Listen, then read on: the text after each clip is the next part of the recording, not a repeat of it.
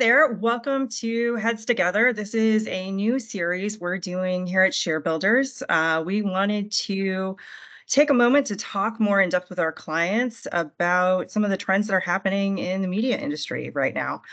My name is Rachel Sprenkle, and I am a consultant with ShareBuilders. I get to talk to our clients on a weekly basis. We talk about things like forecasting and pricing and inventory management, and we have a whole suite of tools that can help our clients work through their opportunities and challenges there. So I have with me today Alan Blackburn, who is a director of sales at KSL in Salt Lake City. And Alan and I have worked together for quite some time, pretty much ever since I've been at ShareBuilders. And so I wanted to bring him on today so we could chat about some stuff. So Alan, do you mind taking a moment to just tell everybody a little bit about your background in media sales? Sure. I started in media and broadcast in radio.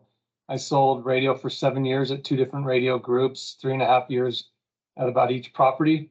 And then 27 years ago, this July, I started at KSL Television and started as an account executive, and then worked my way up to local sales manager, now director of sales over KSL TV. And I oversee all the local and regional business.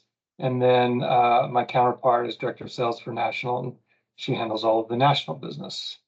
But so I've been in broadcast now for, I guess, what is that, 34 years. Wow.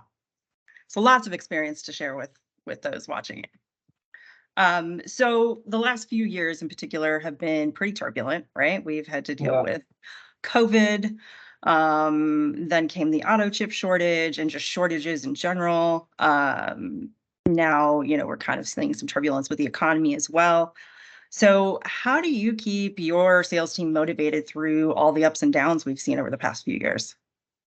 I'm just a firm believer that there's so many things that are out of our control. Just like you said, with the chip shortage, it's just been one excuse after another, right? The economy, the COVID, whatever you want to go down that rabbit hole. But there's so many things that are out of our control.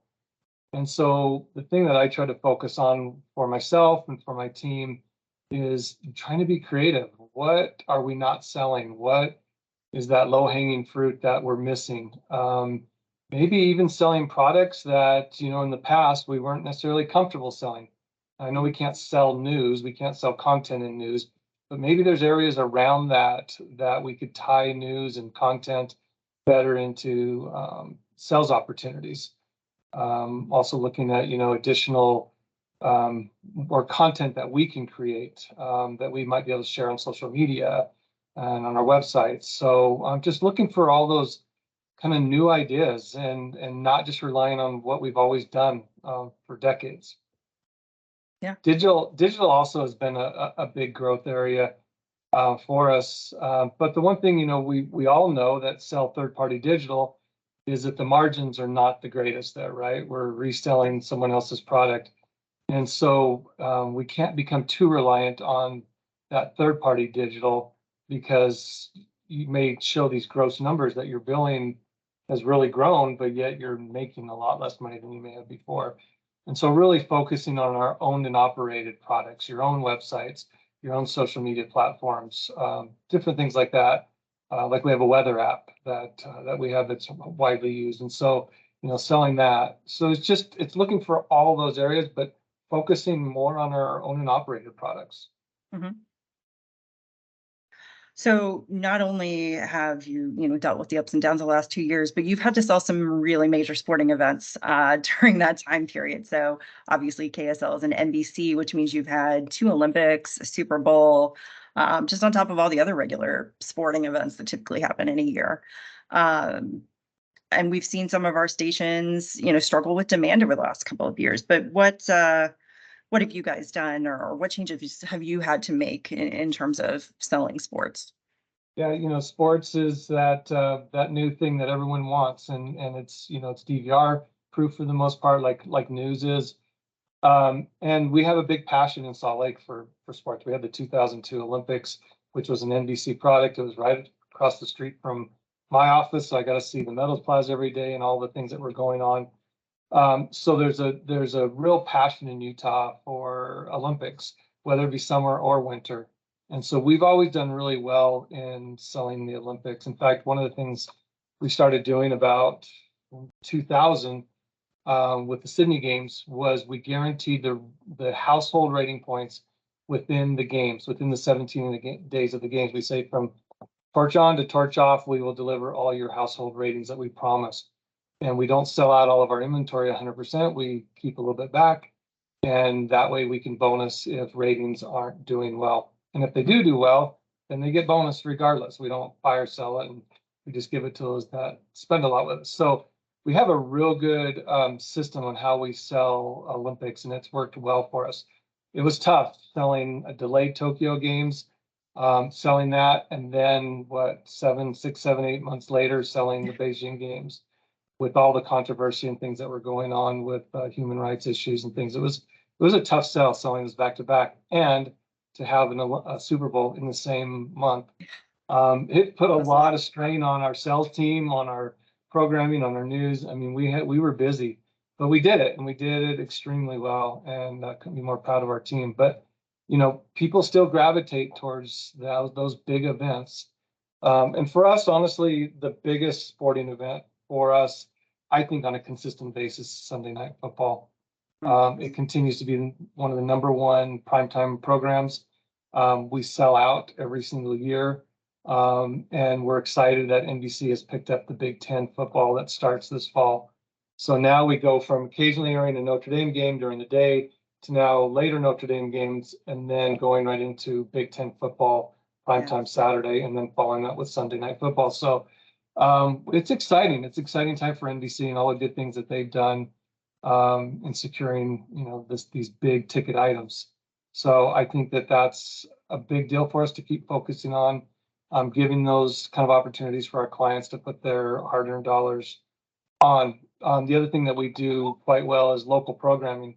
So we have an outdoor show that we produce. We have a lifestyle show that we produce.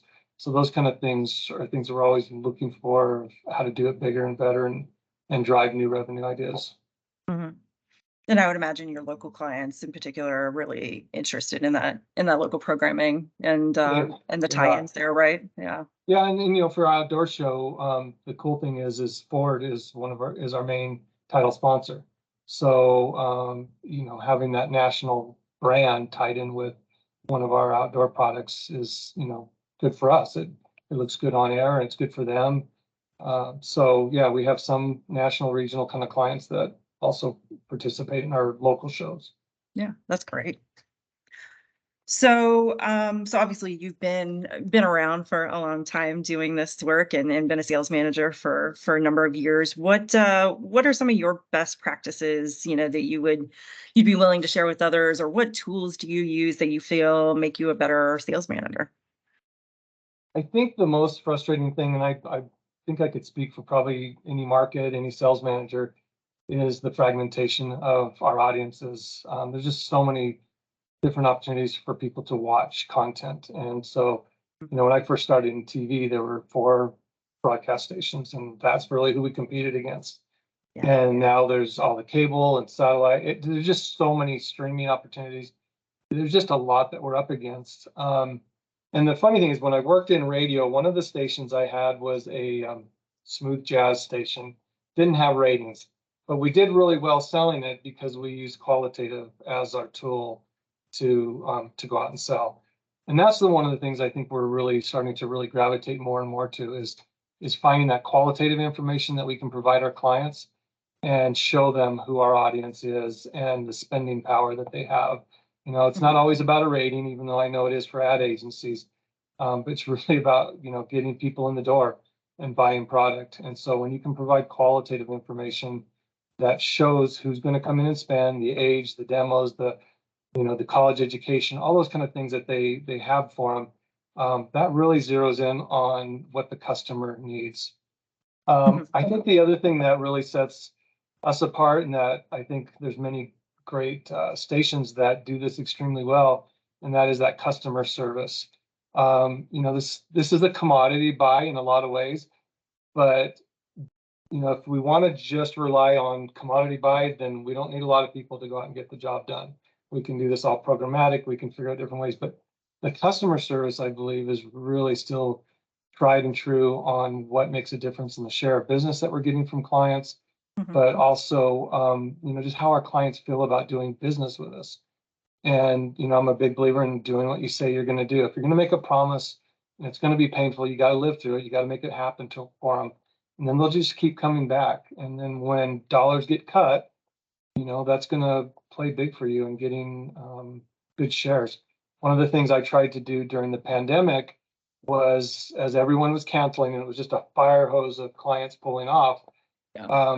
we went to our good clients that we've had good relationships for many years, and we bonused them inventory. We had to fill it with something.